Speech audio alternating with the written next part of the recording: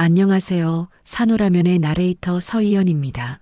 오늘의 감동 이야기도 잘 들어주시고 이야기 또 들으러 놀러 오세요.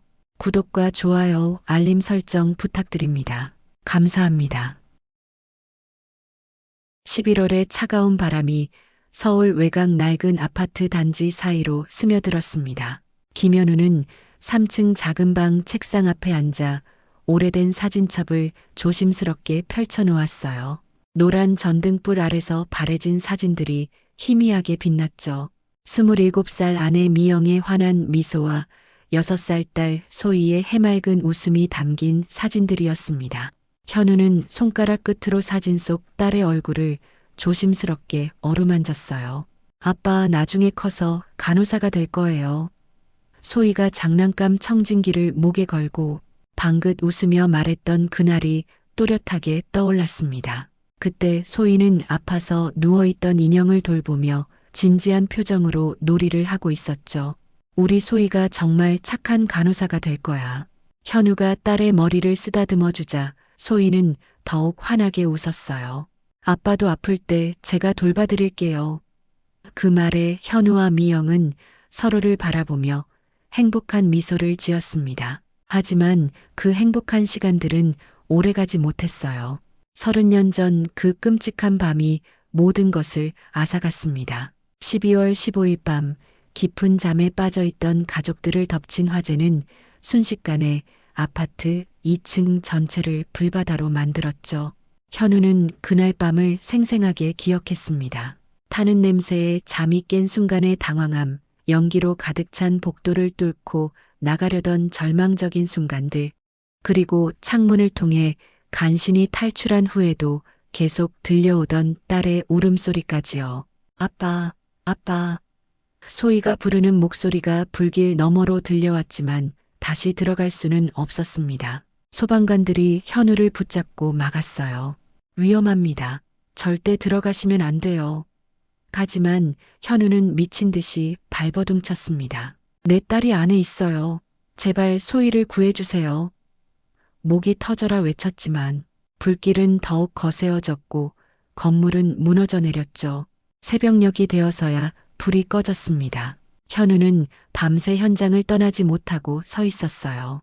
구조대원들이 잔해를 해치며 수색을 시작했고 몇 시간 후 아내 미영의 시신이 발견됐습니다. 하지만 소희는 아무리 찾아도 보이지 않았어요. 혹시 다른 곳으로 피했을 수도 있지 않을까요? 현우가 간절한 마음으로 물었지만 구조대장은 고개를 저었습니다. 이 정도 화재라면 죄송합니다. 그래도 현우는 포기할 수 없었어요. 사흘 동안 현장에서 떠나지 않고 기다렸습니다. 경찰 조사가 이어졌고 인근 병원과 대피소까지 모두 수색했지만 소희의 행방은 묘연했어요. 한 달이 지나고 2달이 지나도 마찬가지였습니다. 결국 경찰은 실종 신고를 사망 신고로 처리하자고 했지만 현우는 끝까지 반대했어요. 시신이 나오지 않았는데 어떻게 죽었다고 단정할 수 있나요? 현우의 목소리에 절망이 묻어났습니다. 제 딸은 살아있어요. 어딘가에서 저를 기다리고 있을 거예요. 하지만 법적으로는 어쩔 수 없었어요. 6개월 후 소희는 공식적으로 사망자로 처리됐습니다. 현우는 그날 밤 혼자서 술을 마시며 울었어요. 소희야, 아빠가 널 지키지 못해서 미안해. 정말 미안해. 그 후로 현우의 삶은 완전히 바뀌었습니다. 직장을 그만두고 전국 곳곳을 돌아다니며 소희를 찾았어요. 고아원, 병원, 경찰서를 수없이 방문했지만 소희와 닮은 아이를 찾을 수는 없었습니다. 몇 년 후에야 현실을 받아들이고 다시 일을 시작했지만 마음 한편에는 늘 소희에 대한 그리움이 자리 잡고 있었어요. 세월이 흘러 현우는 67살이 됐고 이제는 퇴직하여 혼자 살고 있었습니다. 친구들은 새로운 사람을 만나 재혼하라고 권했지만 현우는 관심이 없었어요. 마음속에는 여전히 미영과 소희가 살아있었으니까요. 매달 15일이 되면 현우는 이렇게 사진을 꺼내놓고 촛불을 켰습니다. 소희가 좋아했던 딸기 케이크를 사다 놓고 조용히 기도를 올렸어요. 소희야, 아빠가 여기 있어. 어디 있든 건강하게 잘 지내거라. 아빠는 널 기다리고 있을게. 이웃 아주머니들은 현우를 안쓰럽게 여겼어요. 현우 씨, 이제 그만 놓아주셔야죠. 소희도 하늘에서 아빠가 행복하기를 바랄 거예요. 하지만 현우에게는 이 시간이 전부였습니다. 소희와 연결된 유일한 고리였죠. 퇴직 후 현우의 일상은 단조로웠어요. 아침 7시에 일어나 간단히 식사를 하고 근처 공원을 1시간 정도 산책했습니다. 그 다음에는 도서관에서 책을 읽거나 신문을 보며 시간을 보냈죠. 저녁에는 혼자 식사를 하고 텔레비전을 보다가 일찍 잠자리에 들었어요. 가끔 옛 직장 동료들과 만나기도 했지만 그들과의 대화에서 현우는 소외감을 느꼈어요. 모두들 자식들 자랑, 손주들 이야기를 했지만 현우는 할 말이 없었습니다. 결국 그런 모임들도 점점 피하게 됐죠. 그런 현우에게 작은 변화가 찾아왔습니다. 주민센터에서 보내온 헌혈 캠페인 안내문을 보게 된 거예요. 평소라면 그냥 버렸을 텐데 그날은 왠지 마음에 걸렸습니다. 소희가 간호사가 되고 싶어 했던 걸 떠올리며 이런 의미 있는 일에라도 참여해보자는 생각이 들었어요. 누군가에게 도움이 된다면. 현우는 중얼거리며 안내문을 다시 읽어봤습니다. 헌혈은 생명을 구하는 일이었고 소희도 이런 일을 좋아했을 거라는 생각이 들었어요. 오랜만에 집 밖으로 나갈 목적이 생긴 것 같아 마음이 조금 가벼워졌습니다.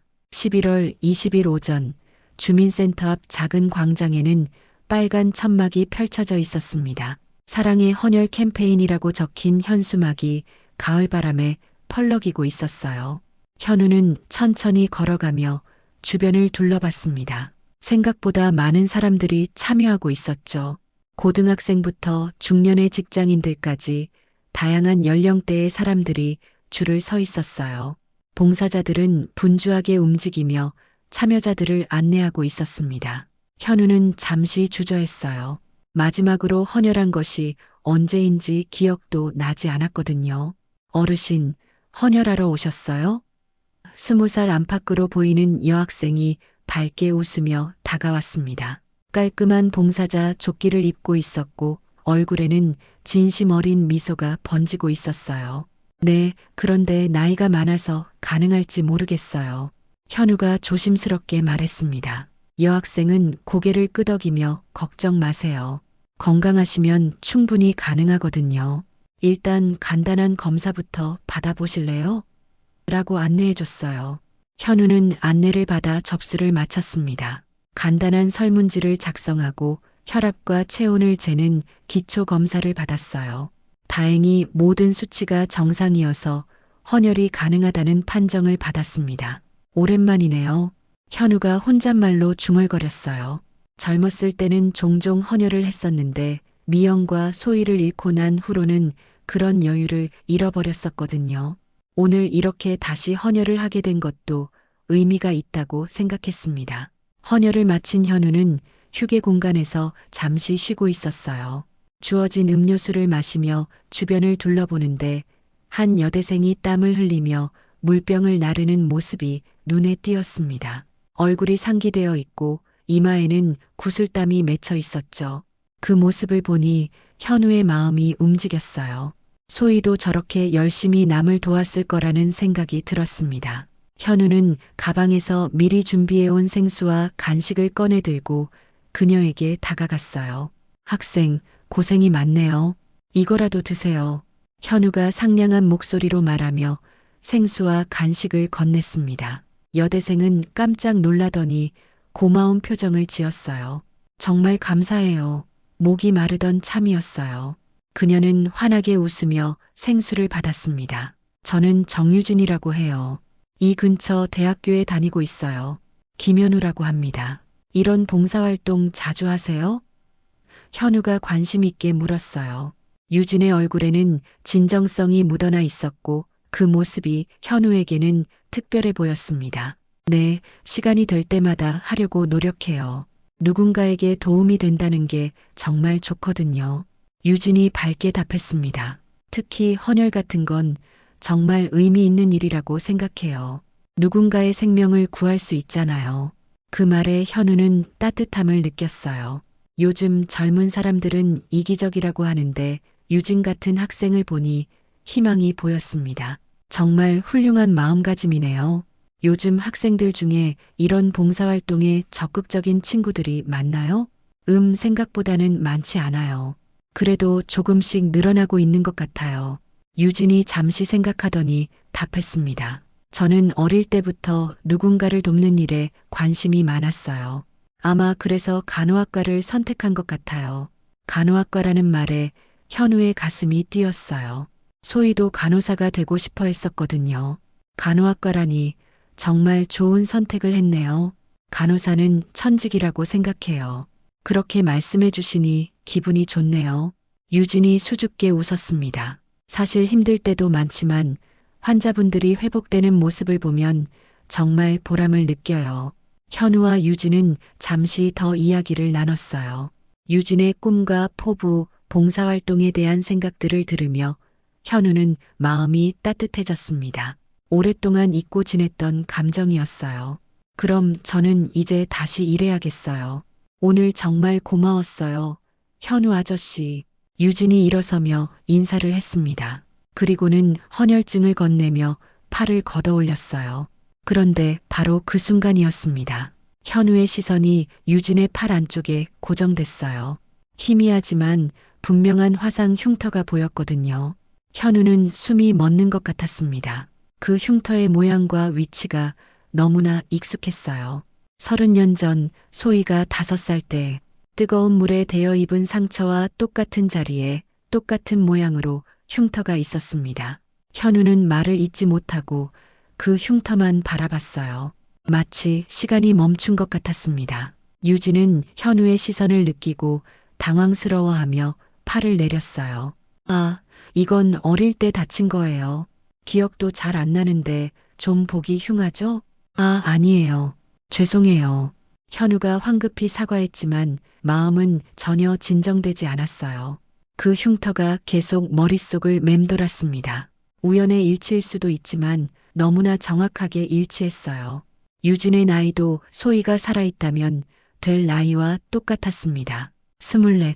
그리고 간호사가 되고 싶어하는 꿈까지. 현우는 가슴이 두근거리는 것을 느꼈어요. 그럼 저는 이만. 유진이 어색해하며 인사를 하려고 했어요.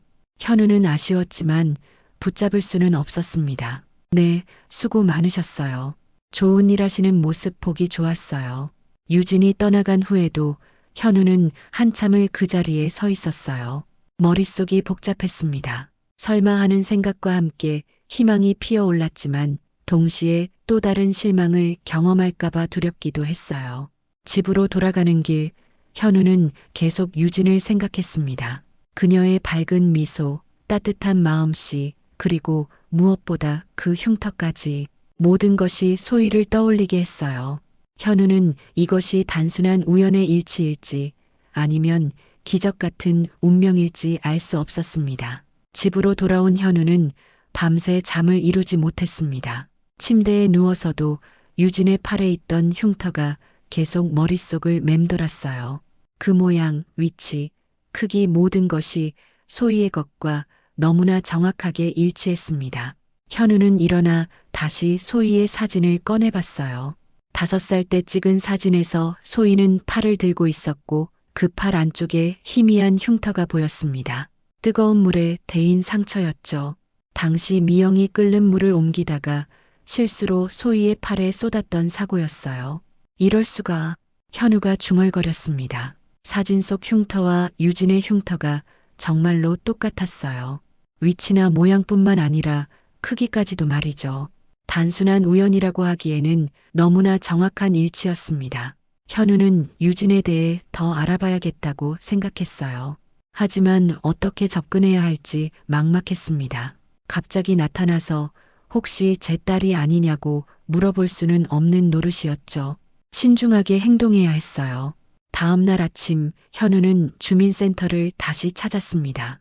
어제 캠페인을 담당했던 직원을 만나 유진에 대해 물어보려는 생각이었어요.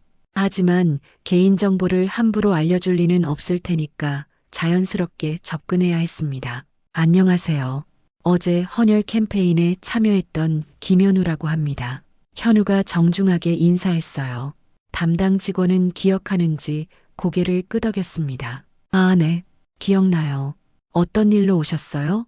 어제 봉사하던 학생들이 너무 열심히 하는 모습을 보고 감동받았어요. 특히 정유진이라는 학생이 기억에 남는데 혹시 저도 정기적으로 봉사활동에 참여할 수 있을까요? 현우가 신중하게 말했어요. 담당 직원의 얼굴이 밝아졌습니다.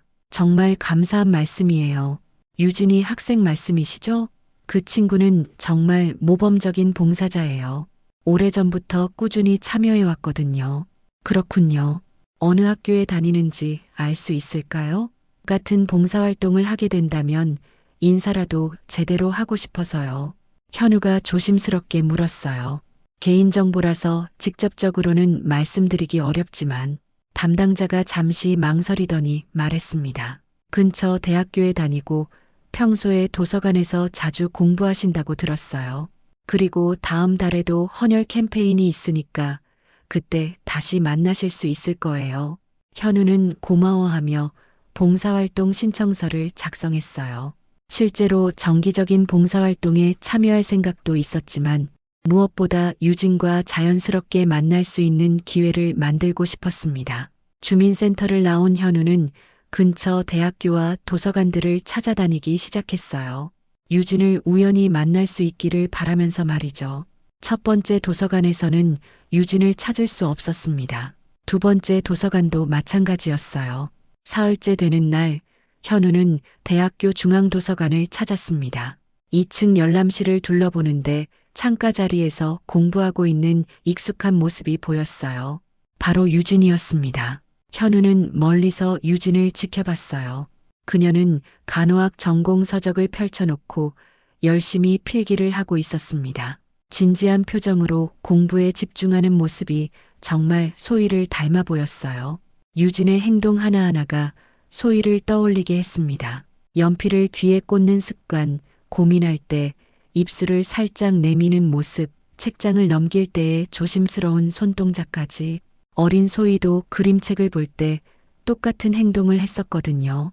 현우는 가슴이 벅차올랐어요. 너무나 닮아 있었습니다. 외모만이 아니라 작은 습관들까지도 말이죠. 혹시 정말로 소희가 아닐까 하는 생각이 점점 강해졌습니다. 1시간 정도 지났을 때 유진이 자리에서 일어났어요. 화장실에 다녀오는 것 같았습니다. 서둘러 일어나느라 책상 위에 메모장 하나를 바닥에 떨어뜨렸어요. 현우는 재빨리 그것을 주웠습니다. 메모장을 들어보니 유진의 개인적인 기록들이 적혀 있었어요. 수업 내용, 과제 목록, 그리고 개인적인 생각들까지. 현우는 본래 그냥 돌려주려고 했는데 한 페이지의 내용이 눈에 들어왔습니다. 또 그 꿈을 꿨다. 불길 속에서 누군가가 나를 부르는 꿈. 아빠, 아빠 하고 간절히 부르는 목소리가 들린다. 그런데 그 사람의 얼굴은 흐릿해서 잘 보이지 않는다. 왜 자꾸 이런 꿈을 꾸는 걸까? 어릴 적 기억과 관련이 있는 건가? 현우의 손이 떨렸습니다. 메모장에는 더 많은 내용이 적혀 있었어요. 유진이 고아원에서 자랐다는 기록, 부모에 대한 기억이 전혀 없다는 내용, 그리고 가끔씩 꾸는 불에 대한 악몽들까지. 어릴 때부터 불에 대한 두려움이 있었다고 원장님이 말씀하셨다. 그리고 가끔 밤에 울면서 아빠를 찾곤 했다고 한다. 나는 왜 그랬을까? 정말 부모님이 있었던 걸까? 현우는 더 이상 읽을 수 없었어요. 눈물이 흘러내렸습니다. 이 모든 것이 우연의 일치일 수는 없었어요. 흉터, 나이, 꿈의 내용, 고아원에서 자란 배경까지 모든 것이 소희와 일치했습니다. 유진이 돌아오는 발소리가 들렸어요. 현우는 급히 눈물을 닦고 메모장을 책상 위에 올려놓았습니다. 그리고 자연스럽게 유진에게 다가갔어요. 유진이 돌아오자 현우는 자연스럽게 다가갔어요. 학생, 이거 떨어뜨렸네요. 현우가 메모장을 건네며 말했습니다. 유진은 깜짝 놀라더니 고마워했어요. 아, 정말 감사해요. 중요한 기록들이 많이 적혀 있는데. 유진이 메모장을 받아들며 말했지만 현우의 표정이 심상치 않다는 걸 눈치챘습니다. 혹시 괜찮으세요? 얼굴이 안 좋아 보이시는데요. 현우는 마음을 진정시키려 노력했어요. 너무 성급하게 행동하면 유진을 놀라게 할 수도 있었으니까요. 아, 괜찮습니다. 그런데 혹시 괜찮으시다면 커피 한 잔 하실래요? 지난번에 인사도 제대로 못했는데 유진은 잠시 망설였어요. 낯선 사람과 커피를 마시는 것이 조금 부담스럽기도 했지만 현우의 진심 어린 표정을 보니 거절하기 어려웠습니다. 네, 좋아요. 사실 저도 공부하다가 좀 쉬고 싶었어요. 도서관 근처에 있는 작은 카페에서 마주 앉은 두 사람 사이에는 묘한 긴장감이 흘렀어요. 현우는 커피를 한 모금 마시며 어떻게 이야기를 시작해야 할지 고민했습니다. 너무 직접적으로 물어보면 의심받을 수 있었거든요. 학생, 간호학과라고 했죠? 언제부터 간호사가 되고 싶었어요? 현우가 자연스럽게 화제를 열었어요. 어릴 때부터였던 것 같아요. 정확한 기억은 없지만 누군가를 돌보고 싶다는 마음이 계속 있었거든요. 유진이 따뜻한 미소를 지으며 답했습니다. 고아원에 있을 때도 아픈 친구들을 돌봐주는 걸 좋아했어요. 고아원이요? 현우가 조심스럽게 물었어요. 이미 메모장에서 본 내용이었지만 직접 듣고 싶었습니다. 유진의 표정이 잠시 어두워졌어요. 네, 저는 고아예요. 어릴 때부터 고아원에서 자랐거든요. 그녀는 잠시 침묵하더니 계속 말했습니다. 부모님에 대한 기억은 전혀 없어요. 원장님 말로는 제가 6살 정도였을 때 맡겨졌다고 하는데 6살, 현우의 목소리가 떨렸어요. 소희가 실종됐을 때의 나이와 정확히 일치했습니다. 왜 그러세요? 혹시 제 이야기가 불편하시나요?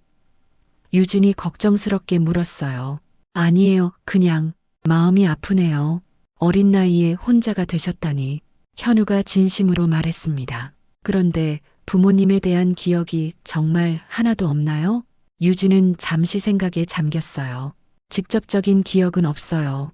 하지만 그녀가 망설이더니 계속 말했습니다. 가끔 이상한 꿈을 꿔요. 불길 속에서 누군가가 저를 부르는 꿈을요. 현우의 심장이 빠르게 뛰기 시작했어요. 어떤 내용의 꿈인가요? 불이 났는데 연기 때문에 앞이 잘 보이지 않아요. 그런데 멀리서 누군가가 제 이름을 부르면서 찾고 있어요. 아빠, 아빠 하고 부르는 목소리가 들리는데 유진의 목소리가 점점 작아졌어요. 그런데 그 사람의 얼굴은 기억나지 않아요. 꿈에서도 흐릿하게만 보여요. 현우는 더 이상 참을 수 없었어요. 하지만 지금 당장 모든 것을 말할 수는 없었습니다. 혹시 그 꿈을 언제부터 꾸기 시작했어요? 어릴 때부터요. 고아원에 있을 때도 자주 꿨어요. 밤에 울면서 깨는 일이 많아서 원장님이 걱정하셨거든요. 유진이 슬픈 표정을 지었습니다. 지금도 가끔 꿔요. 그럴 때마다 마음이 이상해져요. 그리워지는 느낌이라고 해야 하나요? 현우의 눈에 눈물이 맺혔어요. 소희가 그동안 얼마나 힘들었을지 생각하니 가슴이 미어졌습니다. 혹시 팔에 있는 흉터도 그때부터 있었나요? 유진이 깜짝 놀랐어요. 어떻게 그걸? 네, 맞아요. 고아원 원장님 말로는 제가 맡겨질 때 이미 있었다고 하더라고요. 화상 흉터라고 하시던데 어떻게 다쳤는지는 모르겠어요. 몇 살 때 고아원에 맡겨졌다고 했나요? 현우의 목소리에 간절함이 묻어났어요. 정확히는 모르겠어요. 추정 나이로 6살 정도였다고 들었어요. 그때 기억은 거의 없고 다만 불에 대한 엄청난 두려움이 있었다고 하더라고요. 유진이 말을 이어갔습니다. 처음 몇 년은 밤마다 악몽을 꾸며 울었다고 해요. 현우는 더 이상 견딜 수 없었어요. 지갑에서 소희의 어린 시절 사진을 조심스럽게 꺼냈습니다. 이 아이 좀 봐주실래요? 유진이 사진을 받아든 순간 그녀의 얼굴이 하얗게 질렸어요. 이건 누구예요? 왜 저랑 이렇게 닮았죠? 사진 속 6살 소희의 모습은 유진의 어린 시절과 똑같았습니다. 눈, 코, 입 모든 것이 판박이었어요. 유진은 사진을 들여다보며 말을 잇지 못했습니다. 현우는 떨리는 목소리로 말했어요. 제 딸이에요. 30년 전 화재로 잃어버린 딸 김소희예요. 그럴 리 없어요. 유진이 고개를 저었지만 마음 한편에서는 뭔가 맞아떨어지는 것들이 있었어요. 꿈속의 목소리, 불에 대한 두려움, 그리고 이 놀라운 닮음까지. 현우는 그날 밤의 이야기를 천천히 들려줬습니다. 화재가 어떻게 시작됐는지, 어떻게 소희와 헤어지게 됐는지, 그리고 30년 동안 얼마나 그리워했는지를 모두요. 유진은 그 이야기를 들으며 눈물을 흘렸어요. 하지만 불가능해요. 저는 정유진이에요. 부모님이 없는 고아라고요. 유진이 울먹이며 말했지만 그녀 자신도 점점 혼란스러워졌어요. 현우는 유진의 손을 부드럽게 잡았어요. 학생, 아니, 혹시 정말 소희가 맞다면 확실히 확인해 볼 방법이 있어요. 유전자 검사를 받아보는 거예요. 유진은 한참을 망설였어요. 만약 정말 현우의 딸이라면 지금까지 자신이 알고 있던 모든 것이 바뀌게 될 것이었거든요. 하지만 동시에 진실을 알고 싶은 마음도 있었어요. 생각해 볼 시간을 주세요. 유진이 조용히 말했습니다. 너무 갑작스럽고 혼란스러워요. 현우는 고개를 끄덕였어요. 당연히 그럴 거예요. 충분히 시간을 갖고 생각해 보세요. 저는 어디 가지 않을 테니까요. 며칠 후 유진은 현우에게 연락을 했어요. 계속 고민한 끝에 진실을 확인해 보기로 결심한 것이었습니다. 두 사람은 종합병원에서 만나기로 했어요. 정말 이렇게 해도 될까요? 유진이 불안해하며 물었어요. 병원 앞에서 만난 현우는 한결 초췌해 보였습니다. 그 역시 며칠 동안 잠을 제대로 이루지 못했을 것이었어요. 괜찮아요. 진실을 아는 것이 중요해요. 현우가 다정하게 말했습니다. 만약 결과가 우리가 원하는 대로 나오지 않더라도 적어도 의문은 풀릴 거예요. 두 사람은 함께 유전자 검사실로 향했어요. 의사는 검사 절차에 대해 자세히 설명해 줬습니다. 간단한 체열로 일주일 내에 결과를 알 수 있다고 했어요. 부녀관계 확인 검사시죠? 의사가 확인했습니다. 정확도는 99.9% 이상이니까 신뢰할 수 있는 결과가 나올 거예요. 현우와 유진은 각각 체열을 받았어요. 유진은 바늘이 들어갈 때 긴장한 나머지 현우의 손을 꼭 잡았습니다. 현우는 그 손의 온기에서 이상한 익숙함을 느꼈어요. 이제 일주일만 기다리면 돼요. 의사가 말했습니다. 결과가 나오면 바로 연락드릴게요. 병원을 나온 두 사람은 잠시 함께 걸었어요. 유진은 여전히 혼란스러워 보였습니다. 만약 정말 아버지의 딸이라면 저는 어떻게 해야 할까요? 그냥 자연스럽게 받아들이면 돼요. 억지로 할 필요는 없어요. 현우가 따뜻하게 말했습니다. 중요한 건 진실이니까요. 그 일주일은 두 사람 모두에게 가장 긴 시간이었어요. 현우는 매일 밤 잠들기 전에 소희의 사진을 보며 기도했습니다. 제발 소희가 맞기를 바라요. 30년을 기다렸어요. 유진 역시 마찬가지였어요. 그녀는 자신의 어린 시절 기록들을 다시 찾아봤습니다. 고아원에서 받은 서류들, 어릴 적 사진들을 모두 꺼내 살펴봤어요. 그리고 현우가 보여준 소희의 사진과 비교해봤죠. 닮음은 정말 놀라웠어요. 어린 시절 사진들을 나란히 놓고 보면 마치 같은 아이의 다른 시기 사진 같았습니다. 유진은 점점 현우의 말이 사실일지도 모른다는 생각을 하게 됐어요. 만약 정말 아버지가 있었다면. 유진이 혼자 중얼거렸어요. 내가 고아가 아니라면. 그녀는 어릴 때부터 느꼈던 공허함을 떠올렸습니다. 다른 아이들이 부모님 이야기를 할 때마다 느꼈던 외로움, 가족에 대한 그리움. 혹시 그 모든 것이 진짜 기억에서 나온 감정이었을까요? 드디어 결과가 나오는 날이 왔어요. 현우와 유진은 함께 병원을 찾았습니다. 의사는 신중한 표정으로 서류를 펼쳐놓았어요. 검사 결과가 나왔습니다. 의사가 말했어요. 김현우 씨와 정유진 씨는 아버지와 딸 관계가 99.9% 확률로 맞습니다. 거의 확실하다고 보시면 됩니다. 현우는 그 자리에서 주저앉을 뻔했어요. 30년을 기다린 기적이 현실이 된 순간이었습니다. 눈물이 쏟아져 나왔어요. 소희야, 정말 소희구나. 하지만 유진은 여전히 믿기 어렵다는 표정이었어요. 이럴 수가, 정말 그럴 수가 있나요? 그녀의 목소리가 떨렸습니다. 과학적으로는 확실한 결과예요. 의사가 설명했습니다. 이 정도 확률이면 부녀 관계가 확실하다고 봐야 해요. 유진은 현실을 받아들이기 힘들어했어요. 아니에요. 저는 정유진이라고요. 김소희가 아니에요. 그녀의 목소리에 당황함이 묻어났어요. 저한테는 아버지가 없어요. 그냥 혼자 자랐다고요. 현우는 유진의 어깨를 부드럽게 잡았어요. 소희야, 괜찮아. 천천히 받아들이렴. 그의 목소리에는 30년간 쌓인 그리움이 묻어 있었어요. 아직 받아들일 수 없어요. 시간이 필요해요. 유진이 고개를 저었습니다. 너무 갑작스럽고 혼란스러워요. 현우는 유진의 마음을 이해했어요. 하루아침에 모든 것이 바뀌는 것을 받아들이기는 쉽지 않을 테니까요. 알겠어. 충분히 시간을 가져. 아빠는 어디 가지 않을 거야. 그날 밤 유진은 혼자 앉아 많은 생각을 했어요. 과학적 증거는 분명했지만 감정적으로는 여전히 혼란스러웠습니다. 24 동안 정유진으로 살아왔는데 갑자기 김소희라고 불려지니 어색했어요. 하지만 동시에 마음 한편에서는 안도감도 느꼈습니다. 어릴 때부터 느꼈던 뭔가 빠진 듯한 느낌, 그 공허함의 정체를 알게 된 것 같았어요. 그리고 꿈속에서 들려오던 목소리의 주인도 찾게 된 거죠. 며칠 후, 현우는 유진에게 다시 만나자고 연락했어요. 그에게는 꼭 보여주고 싶은 것이 있었습니다. 유진은 여전히 복잡한 마음이었지만 현우를 만나기로 했어요. 카페에서 만난 현우는 작은 봉투 하나를 가져왔어요. 이걸 보여주고 싶었어. 현우가 봉투를 조심스럽게 열었습니다. 그 안에는 낡은 열쇠고리와 오래된 서류들이 들어 있었어요. 이건 소희에게 주려고 했던 선물이야. 현우가 열쇠고리를 꺼내며 말했어요. 화재 나기 하루 전에 샀거든. 소희가 토끼를 너무 좋아해서.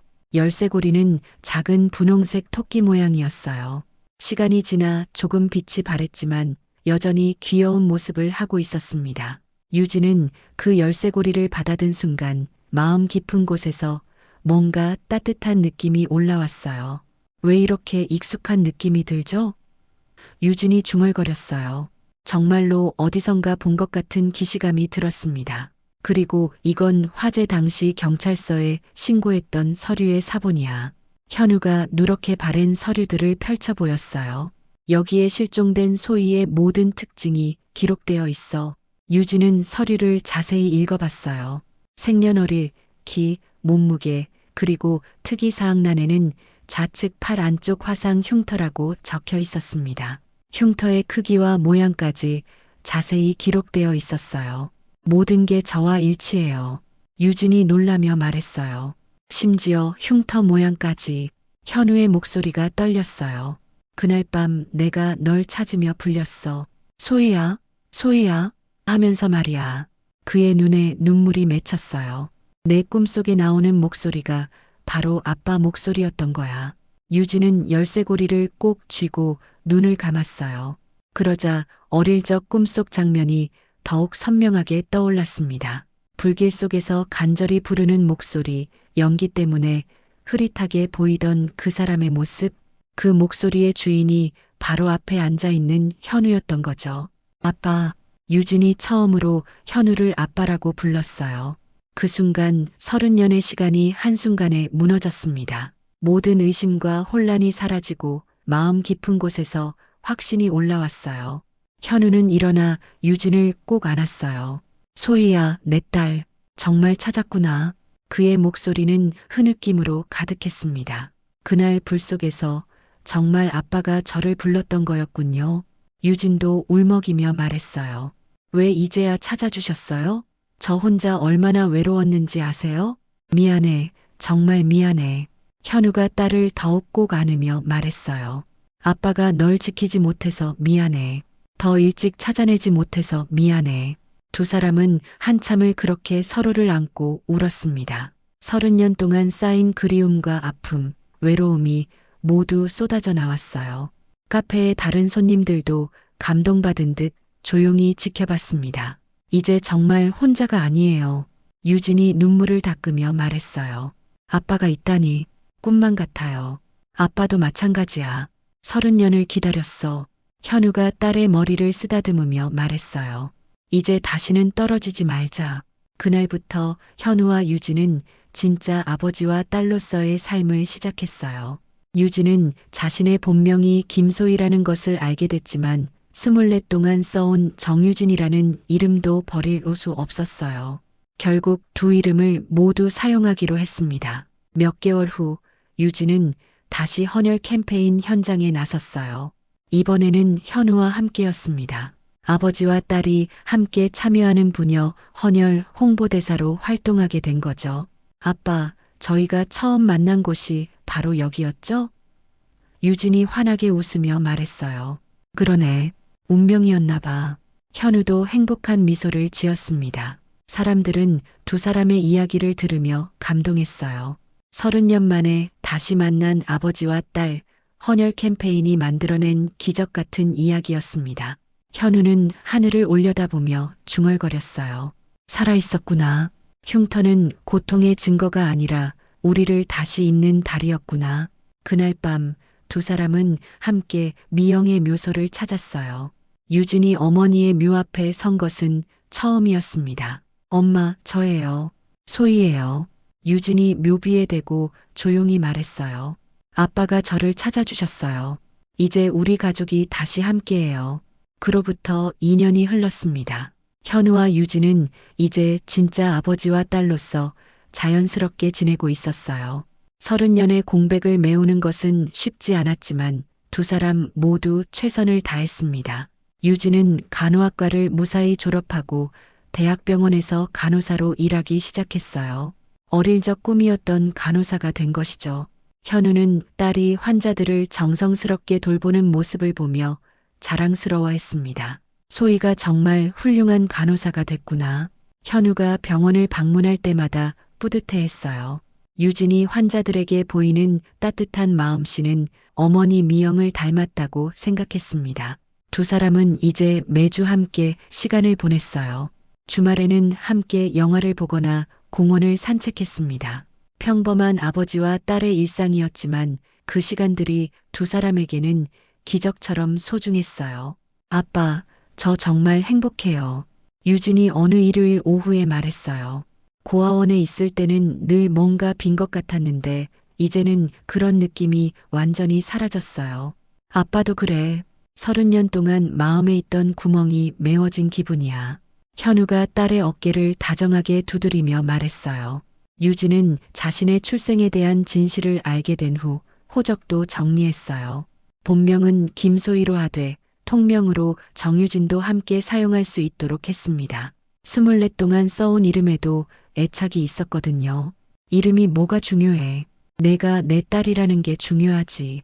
현우가 웃으며 말했던 것처럼 이름은 중요하지 않았어요.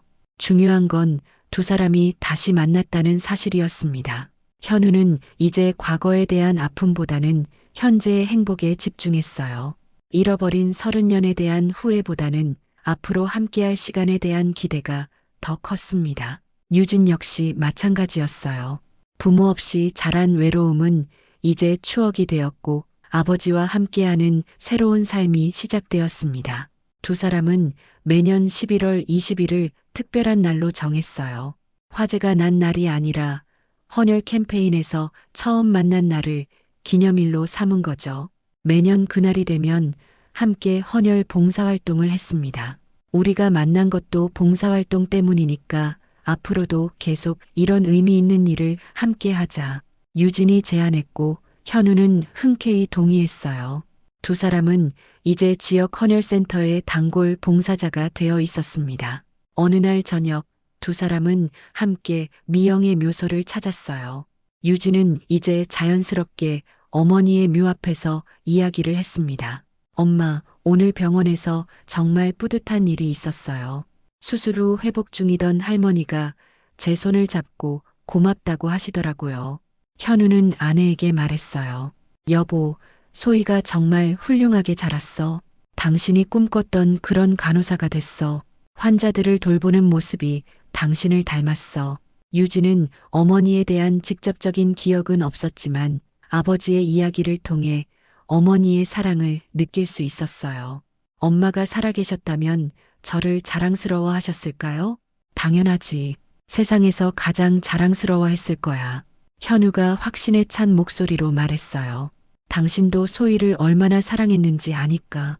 집으로 돌아가는 길, 유진은 현우에게 물었어요. 아빠, 혹시 후회되는 건 없으세요? 30년을 혼자 지내셨는데. 무슨 소리야? 그 시간이 있었기에 지금의 행복이 더 소중한 거야. 현우가 딸의 어깨를 두드리며 말했어요. 그리고 너도 그 시간 동안 훌륭하게 자랐잖아. 혼자서도 이렇게 착하고 씩씩한 사람이 됐으니까. 유진의 눈에 눈물이 글썽였어요. 저도 그동안 외로웠지만 그 시간들이 저를 더 강하게 만들어준 것 같아요.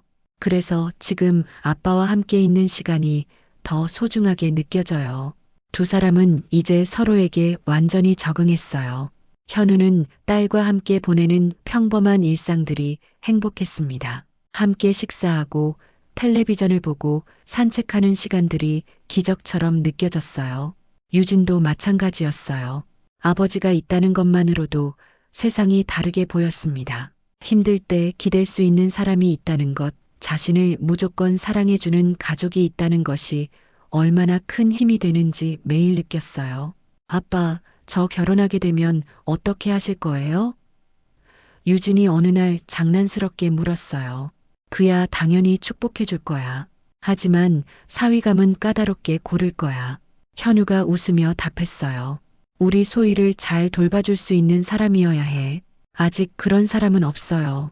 지금은 아빠와 함께 있는 시간이 가장 행복해요. 유진이 현우의 팔짱을 끼며 말했어요. 현우는 딸과 함께 걸으며 생각했어요.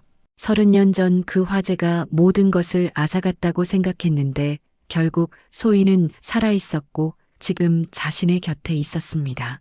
인생이 참 신기했어요. 아빠, 그때 포기하지 않으셔서 감사해요. 유진이 갑자기 진지하게 말했어요. 만약 아빠가 저를 찾기를 포기하셨다면 우리는 영영 만나지 못했을 수도 있어요. 아빠는 절대 포기할 수 없었어. 너는 아빠의 전부였거든. 현우의 목소리에 깊은 사랑이 묻어 있었어요. 설령 시신을 찾지 못했어도 마음속에서는 내가 살아있다고 믿었어. 두 사람은 이제 미래에 대한 계획도 세우고 있었어요. 현우는 건강할 때 딸과 함께 여행도 다니고 싶었고 유진은 아버지가 자랑스러워할 수 있는 간호사가 되고 싶었어요. 언젠가 함께 제주도 여행 가요. 유진이 제안했어요. 아빠 젊었을 때 가보고 싶어 하셨던 곳이라고 하셨잖아요. 좋은 생각이야. 우리 둘이서 천천히 돌아보자. 현우가 기대에 찬 목소리로 답했어요. 그들의 이야기는 지역 신문에도 실렸어요. 30년 만에 재회한 부녀, 헌혈 캠페인이 만든 기적이라는 제목으로 말이죠. 많은 사람들이 감동했고 헌혈 참여율도 크게 늘어났습니다.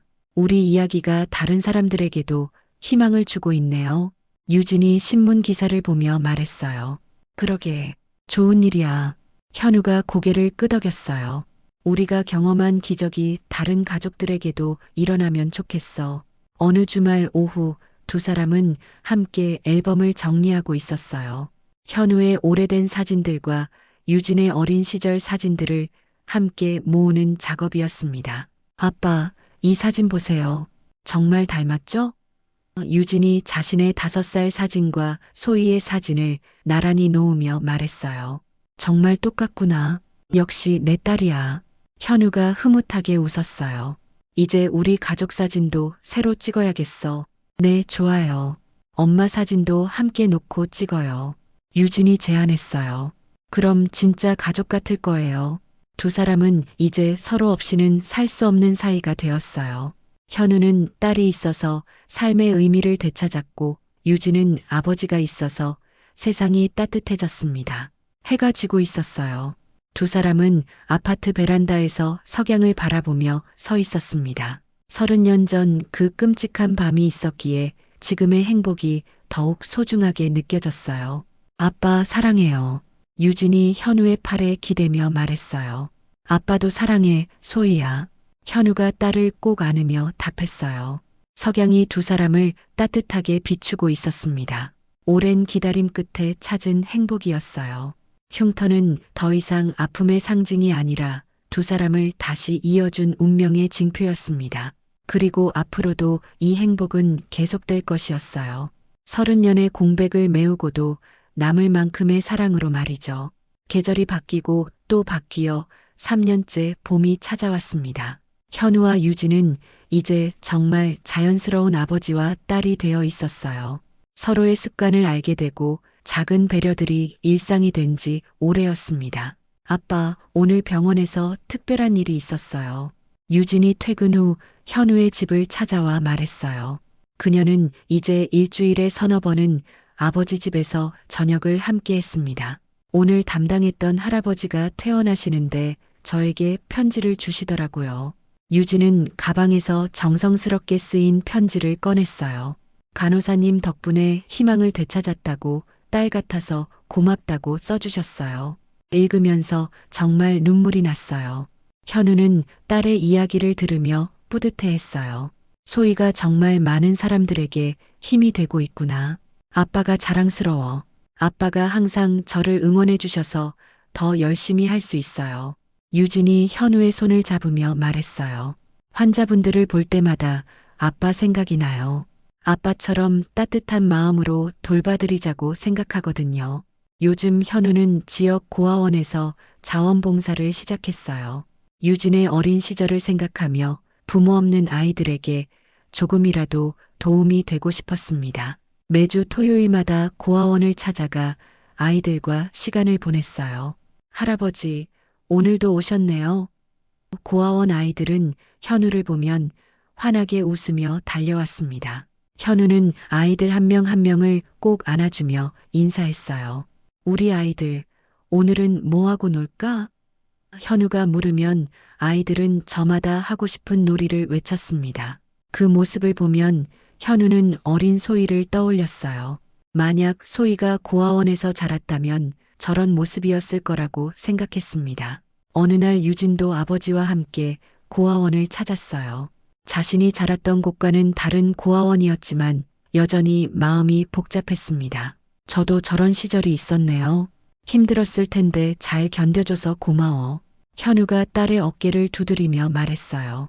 그 시간들이 소희를 더 강하고 따뜻한 사람으로 만들어준 것 같아. 유진은 고아원 아이들과 이야기를 나누며 자신의 경험을 들려줬어요. 언니도 어릴 때 고아원에서 자랐어요. 외로울 때도 있었지만 지금은 정말 행복해요. 여러분도 꼭 행복해질 거예요. 아이들은 유진의 이야기에 집중했어요. 특히 간호사가 된 이야기를 듣고는 자신들도 꿈을 가져야겠다고 말했습니다.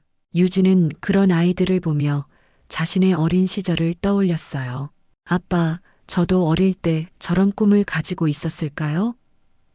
유진이 집으로 돌아가는 길에 물었어요. 당연하지. 소희는 항상 누군가를 돕는 걸 좋아했거든. 현우가 옛 이야기를 들려줬어요. 5살 때도 다친 강아지를 데려와서 돌봐주겠다고 했잖아. 유진은 그런 어린 시절 이야기를 들을 때마다 아쉬웠어요. 직접 기억하지 못하는 소중한 시간들이었으니까요.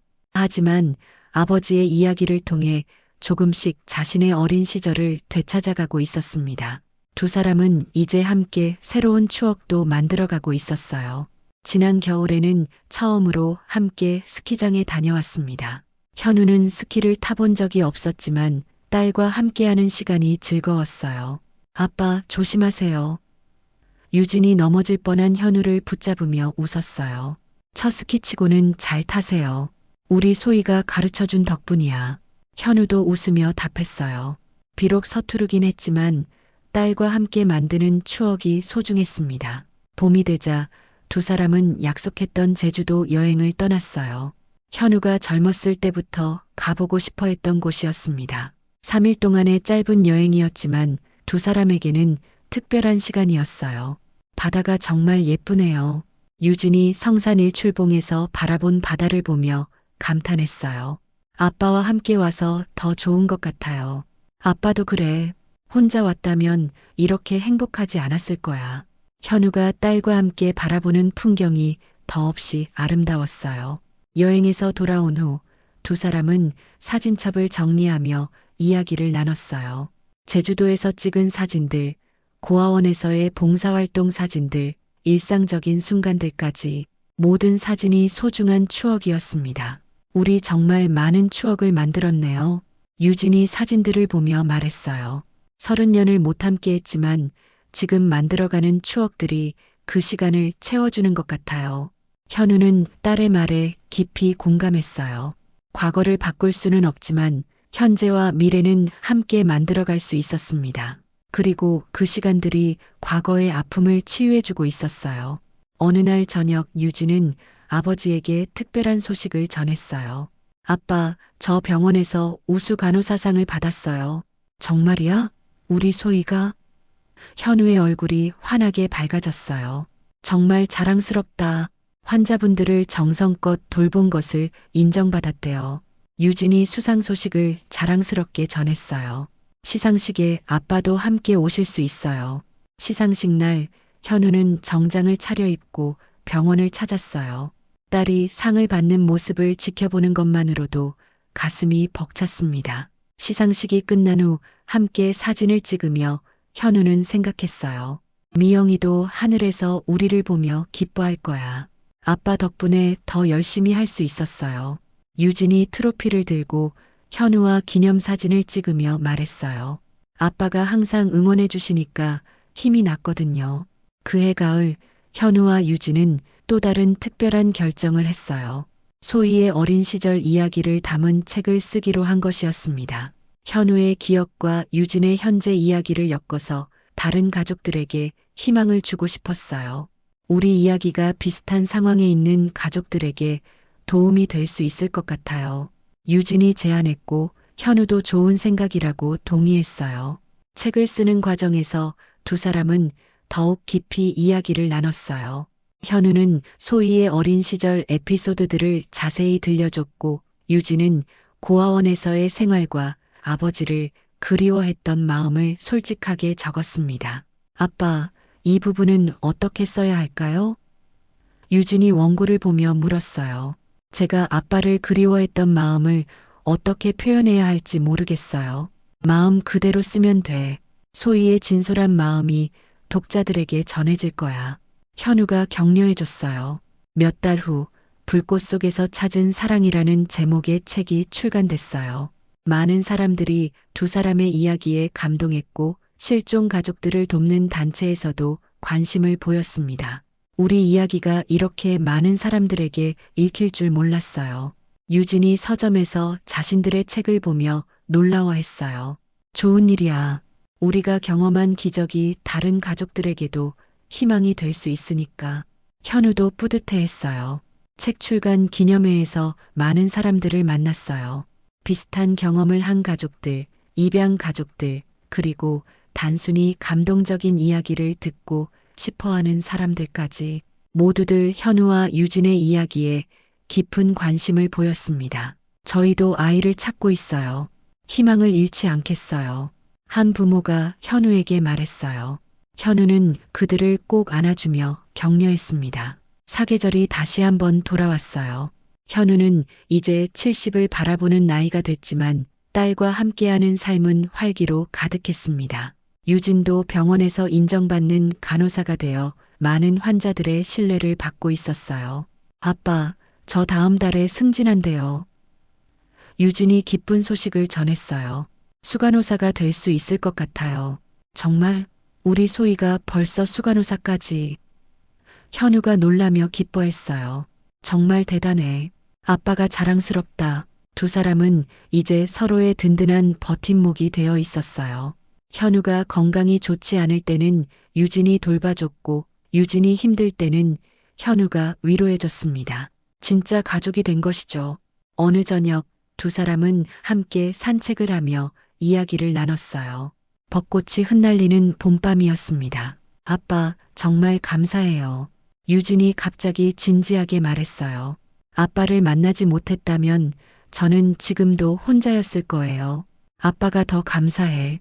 소희가 있어서 아빠의 인생이 완성됐어. 현우가 딸의 어깨를 두드리며 답했어요.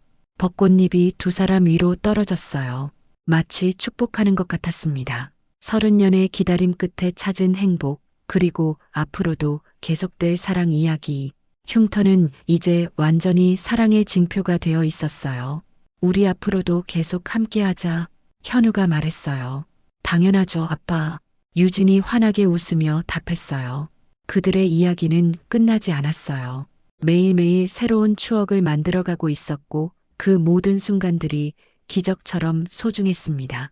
불꽃 속에서 시작된 이별이 결국 더 큰 사랑으로 돌아온 것처럼 인생의 모든 아픔에는 의미가 있었어요.